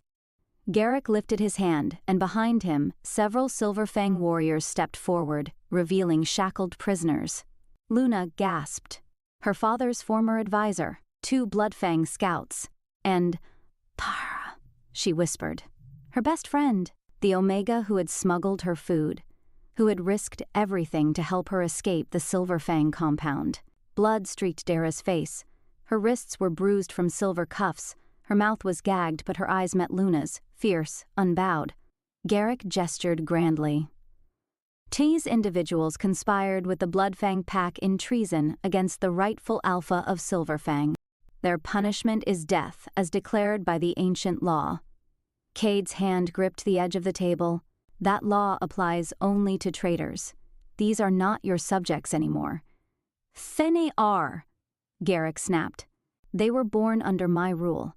They carry our mark." Luna stepped forward, voice clear. "Sue tortured Dara. You hunted our own. That's not law, that's cruelty." Garrick's eyes narrowed. "I warned you once, sister. Come home willingly, denounce this bond, or I will wipe out this entire pack and burn your mate's body at your feet." "You'll try," Cade growled. At that moment, the air shifted, charged, primal, thick with alpha dominance. Power radiated off Cade in waves, so strong the lesser wolves backed away. You come into my home," Cade said, voice calm, cold. "You threaten my mate, you threaten my people, you offer war, then hear my vow." He drew a knife from his belt and sliced his palm, crimson dripping onto the stone. "I swear by blood and bone, if you harm one more soul in this mountain, I will end your line." Luna stepped to his side, slicing her own palm without hesitation, mingling her blood with his. "I vow the same." The entire room was silent. Then Garrick laughed. "It's too late," he said softly. He turned and snapped his fingers, and one of the prisoners, the old advisor, fell to the ground, unmoving. A poisoned dart lodged in his neck. Chaos erupted. Cade lunged forward. The guards held him back. Garrick vanished in a cloud of retreating warriors, dragging Dara and the remaining prisoners with him. "Cade!" Luna shouted. "Into arms!" Cade roared. "They've declared war!" And just like that, the summit became a battlefield. Luna had never seen the Bloodfang stronghold in full war mode. The once echoing halls were now filled with the thunder of marching boots, clashing metal, and the howls of warriors preparing for battle. War banners, deep crimson with the black sigil of the Bloodfang wolf, hung from the stone pillars like grim shadows. Every corridor seemed to pulse with urgency. Every wolf, whether soldier or healer, moved with purpose, but nothing compared to the look on Cade's face. Fury, rage barely caged by restraint, and grief, cold, sharp, buried beneath the surface like a blade pressed against the skin. She hadn't seen him like this before, not even when she was his prisoner, not even when their bond was new and fragile. This was Alpha Cade, king of the mountain, protector of his people, and now mate to the woman whose brother had just slaughtered a man in his own hall and kidnapped others with impunity. They stood in the war chamber, the table covered in maps, scrolls, and dried blood. "What are our numbers?" Cade barked at Jorah, his beta. 600 warriors at your command," Jorah replied, breath tight. "Another 200 archers, We've fortified the eastern ridge and sealed the southern pass, but if Garrick returns with the Hollowshade allies, we're outnumbered nearly 2-1. Cade cursed under his breath. Luna spoke up. He's expecting you to act impulsively. He wants to draw you into an open field battle, one he can control. That's not the way to win. Cade looked at her, a muscle ticking in his jaw. Then what is? Fence we divide him. Not with force, but with distrust. She stepped forward, placing a finger on the map of the Silverfang territory. Garrick rules through fear, not loyalty. If we can sway his inner circle, even a few, the rest will hesitate. He cannot lead a fractured pack into war and expect to win. Jorah frowned. How do we reach his people? They're locked behind his iron walls. Don't reach them. Luna's voice was hard now. Undo. I know, Cade said instantly. You're not setting foot in that fortress. He'll kill you. And know how he thinks, Luna insisted. He'll try to manipulate me. He'll try to prove I'm weak, to flaunt what he's done to Dara. But that's his weakness, his arrogance. If I go to him under the pretense of peace, I'll have access. And I'll use it. Cade stared at her, torn. He won't let you walk away. She stepped closer, placing her hands on his chest. I have to try. His voice dropped to a low growl. If anything happens to you, any no. They stood there, nose to nose, breathing each other in like it might be the last time. I'll go, Luna whispered. And while I distract him, you prepare the trap. 2 nights later, Silverfang Citadel Luna rode into enemy territory under the white flag of truce. Dressed in a cloak of slate gray, her golden hair braided back, she looked nothing like a submissive Omega. She rode tall, proud, as if she were still the princess of the Silverfang dynasty. And in some way, she was. The gates of the fortress opened slowly, cold mist rising from the stone. Inside, Garrick waited, flanked by guards and draped in polished silver armor, the mark of Alpha glowing on his collarbone. Welcome home, he said, voice like ice. Tis isn't home anymore, Luna replied. He smiled thinly. Still rebellious, I see. Still a monster, I see. His eyes narrowed, but he gestured her forward. I allowed this meeting out of courtesy, he said, as they walked through the shadowed halls of the Citadel. You've mated with our enemy, betrayed your bloodline. And yet, part of me is proud. You're finally learning to wield power. I learned by watching what not to become, she said sharply. They stopped before a door. Behind it, Luna could hear muffled voices, weak, faint. She knew Dara was there. And maybe the others. And you'll see them soon enough, Garrick said. But first, I want to show you something. She followed him through winding corridors until they entered a chamber lined with tomes, maps, and an ancient bloodstone throne. Garrick stood beside it. This is the seat of our legacy, he said, circling it like a predator. As our father ruled from here, his father before him, and now, me, son disgrace it.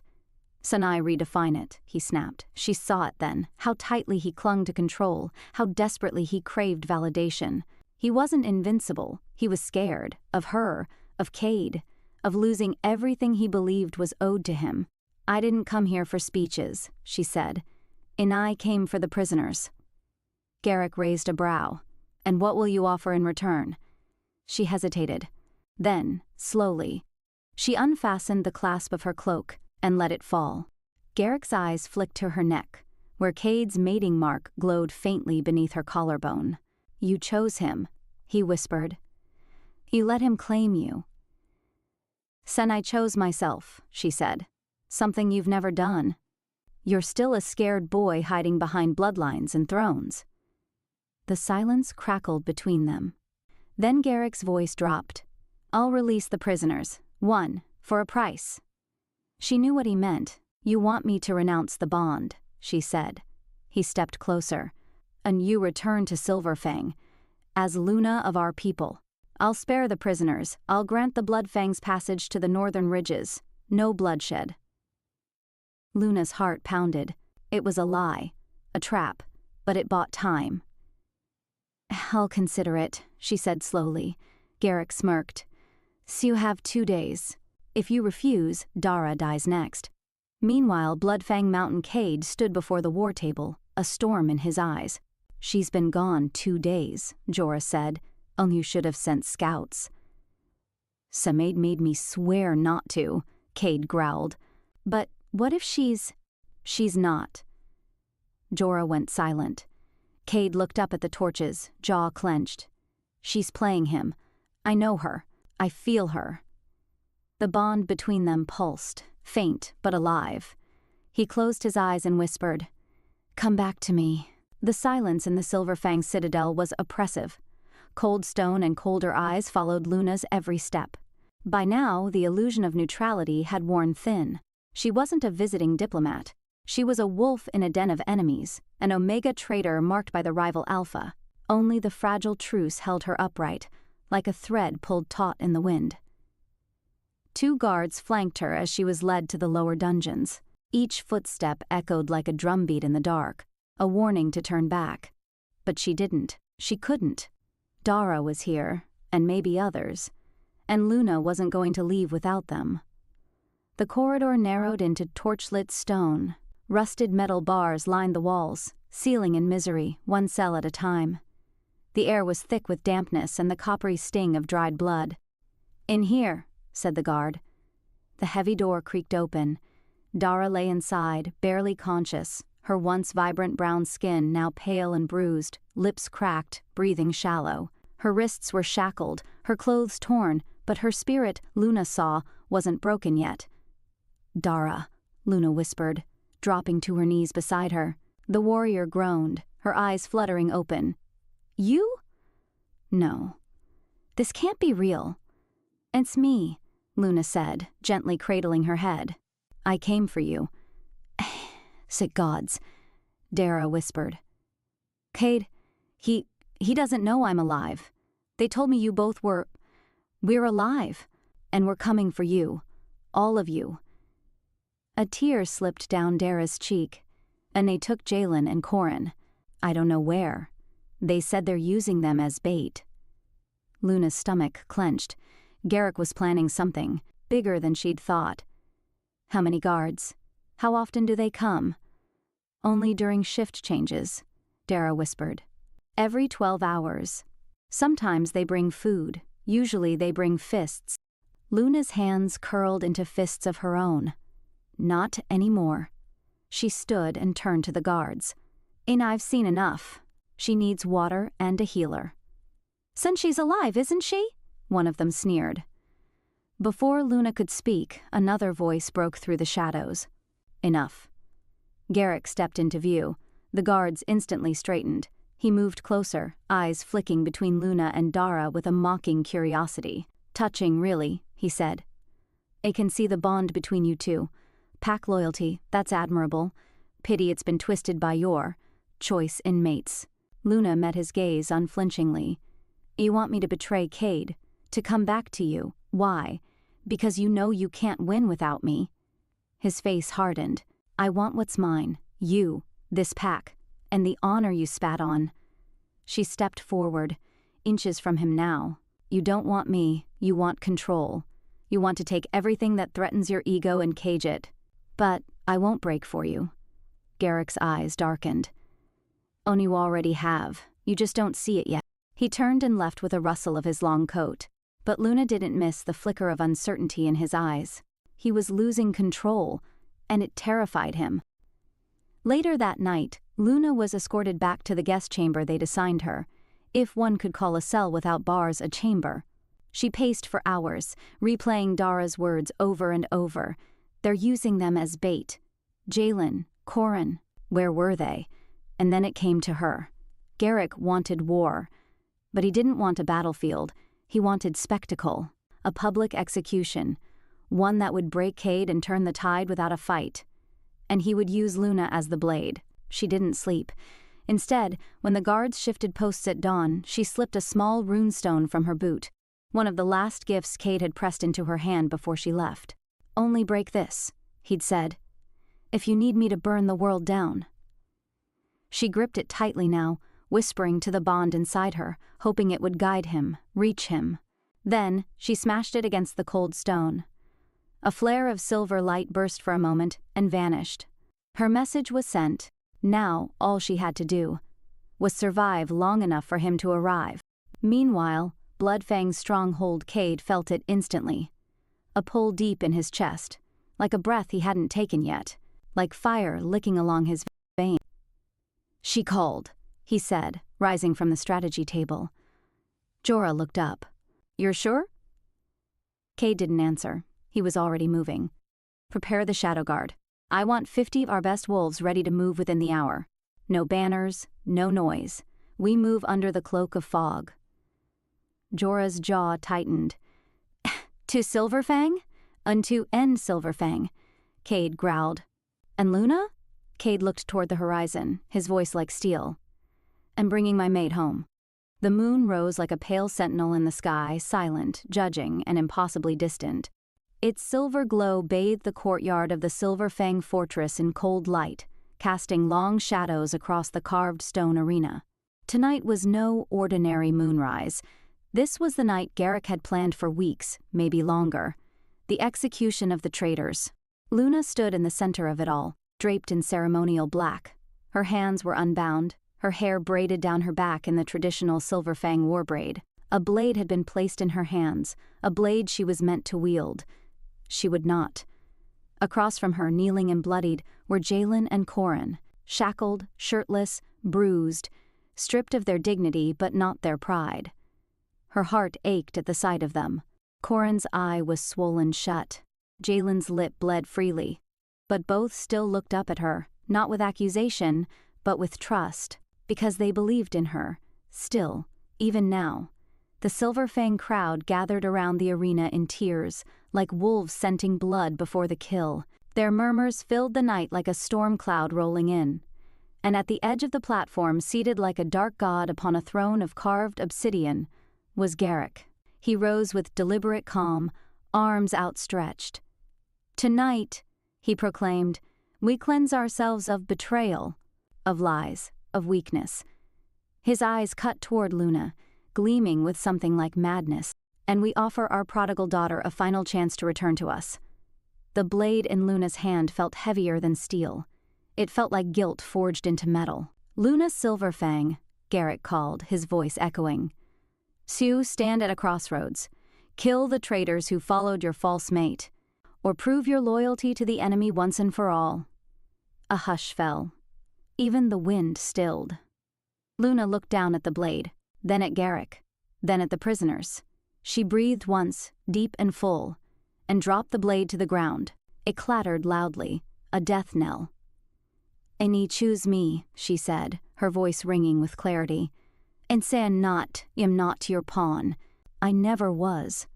A growl rose from the gathered wolves. Garrick's smile twisted. "Then you die with them." He gestured, and guards surged forward. But they never reached her, because in that moment the ground shook. A flash of crimson and silver lit the sky like lightning, and wolves descended from the mist. Bloodfang had arrived. Cade was the first among them, a blur of black and rage. He tore through the guards like a storm unleashed, his wolf snarling as he launched himself over the stone wall and into the arena. Luna didn't wait. She lunged toward the prisoners as chaos erupted, slashing their bonds with a dagger hidden in her boot. Corin caught Jalen as he stumbled. "We're not dying today," Luna whispered.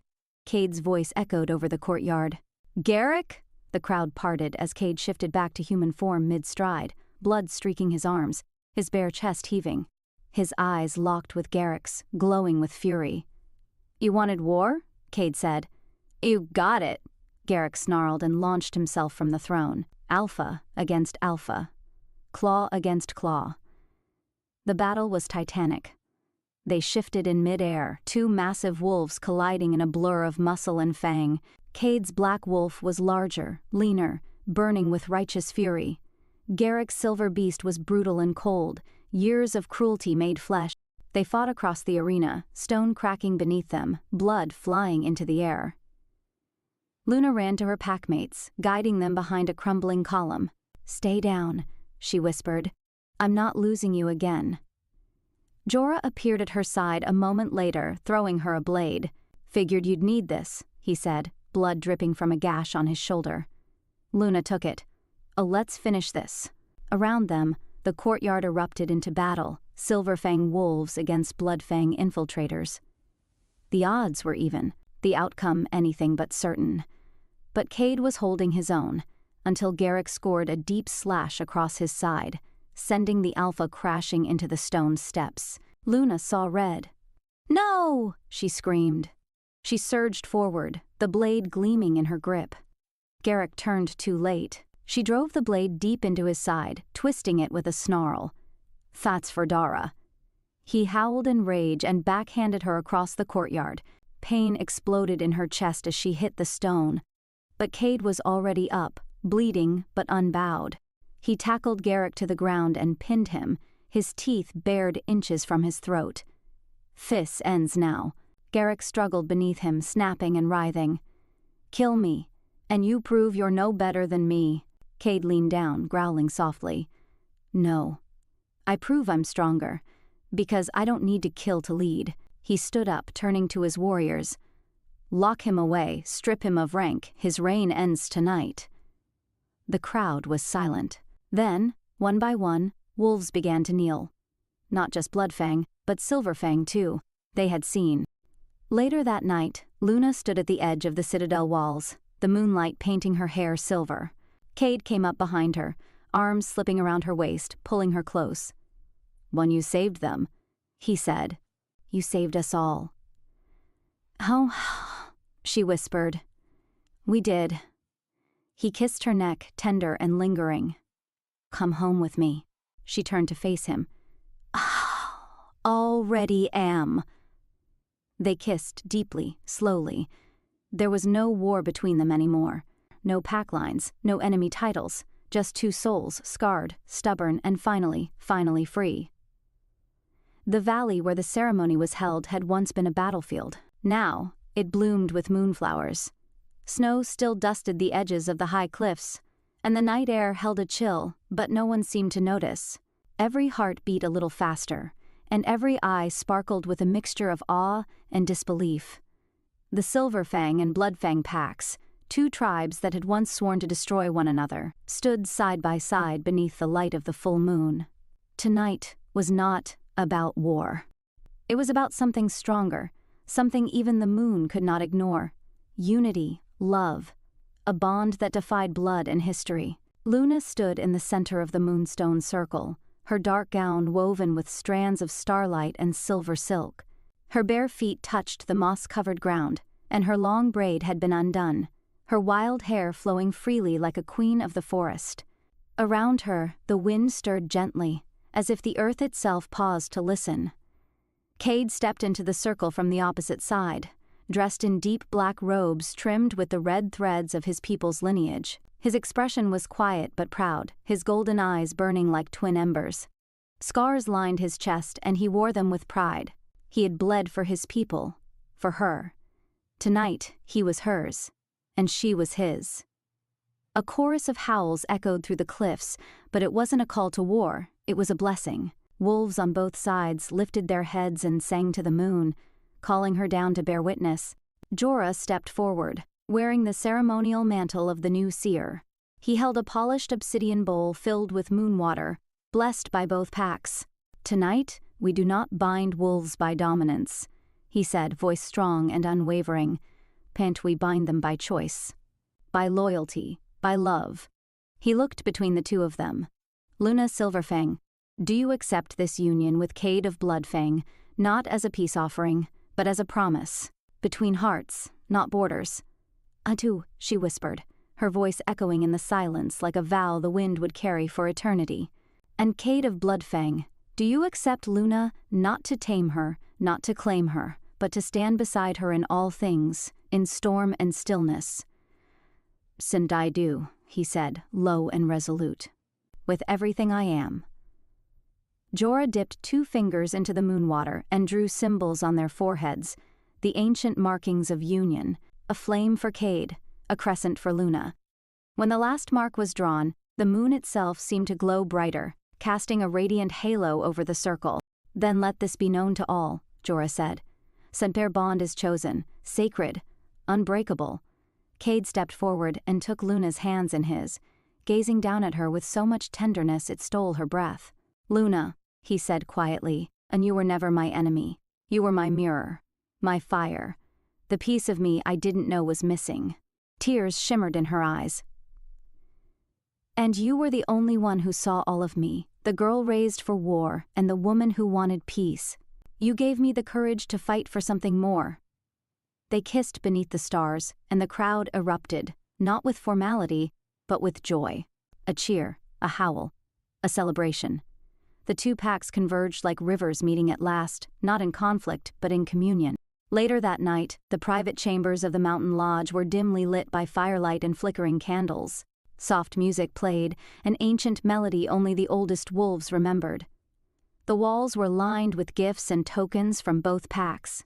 A necklace of carved bone, a dagger wrapped in silk, a feather from a rare moonhawk. But all Cade saw was her, Luna, his mate. She stepped out of her gown slowly, letting it fall to the floor like midnight silk. Her bare skin glowed in the firelight, and her eyes burned with heat and love and something even deeper, trust. Cade moved to her slowly, reverently. He brushed his fingers across her cheek, then her collarbone, then lower. Every touch was a vow. They made love in the soft hush of the mountain night, not rushed or wild, but slow and consuming. Cade worshipped her with his hands, his mouth, his body. And she welcomed him with every moan, every gasp, every whispered plea of his name. There was no war now, no divide, only skin and breath, lips and tongue, a bond sealed not by violence, but by devotion. When they came together at last, it was like the final piece of their bond snapped into place, deeper than physical, more eternal than the moon. 1 month later, the borderlands were no longer guarded with spears. Instead, they were lined with crops, planted by both packs, a symbol of what could grow when wolves chose something besides war. Luna stood on the hill overlooking the village, her hand resting over her lower belly. Cade came up beside her, wrapping an arm around her waist. "You feel it?" she asked, resting her cheek against his chest. He nodded. "Our future." "And I think the baby's going to have your stubbornness," she said dryly. He laughed. "Moon, help us all." They stood there as the wind blew through the fields, the sun dipping below the horizon, wolves running and playing in the valley below. Once enemies, now one. Hey everyone, thanks for watching.